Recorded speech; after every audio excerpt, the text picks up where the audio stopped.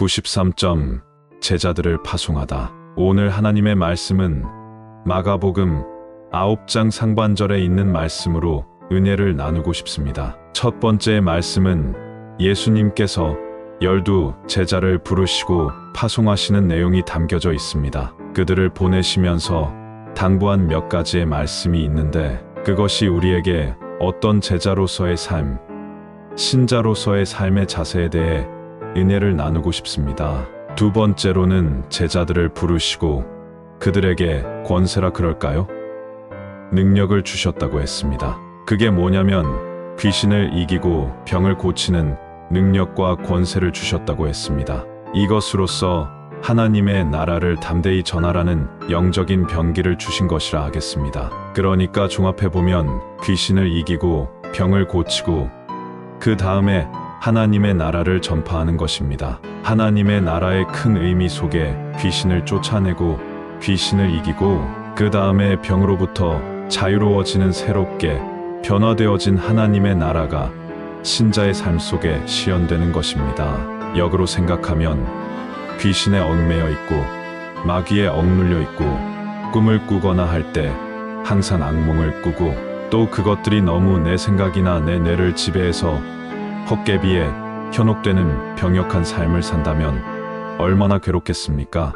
사람이 살면서 병들 수도 있겠습니다. 우리가 일정 기간 동안 건강하게 살다가 병이 듭니다. 그러면 그 병으로 인해서 우리의 몸이 리셋한다고 그러죠. 몸이 쇠약해진 후 푹 쉬게 되면 다시 원기를 회복할 수 있는 그런 긍정적인 면이 분명히 있습니다. 그래서 예수님께서도 이 병은 하나님의 영광을 나타낼 병이다. 그렇게까지 말씀하셨습니다. 병 자체가 우리에게 당면한 저주다. 그렇게까지는 말할 수 없을지 몰라도 우리가 늘 병으로 시달림을 당한다면 그게 얼마나 힘겨운 인생이겠습니까?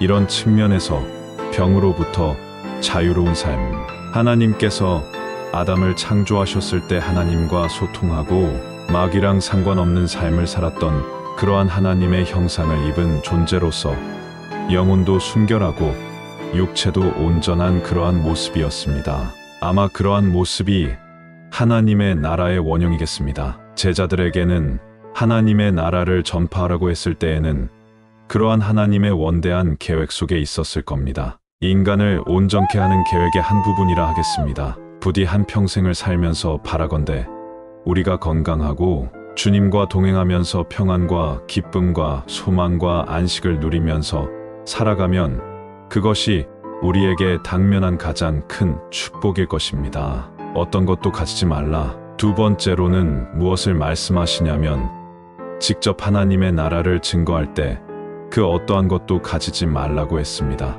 여행을 위해서 아무것도 가지지 말라. 지팡이나 가방을 가지지 말라. 빵이나 돈도 챙기지 말라. 옷 두 벌도 갖지 말라. 이렇게 말씀하는 겁니다. 이스라엘 사람들은 어디를 나갈 때는 지팡이도 짚고 두루마리 옷 같은 거를 둘둘 말아서 입고 다닙니다. 그래서 길을 가다가 해가 질 때는 옷이 이불이 되기도 하고 그 외 다용도로 사용을 합니다. 그런데 그러한 여행에 필요한 것들을 챙기지 말라. 이렇게 말씀하신 것에는 하나님의 나라를 증거함에 있어서 하나님만을 의지해라. 우리가 그 무언가를 얻으려고 추구하지 말라. 오로지 하나님만 의지하고 하나님의 예비하신 뜻에만 순종하려고 집중해라.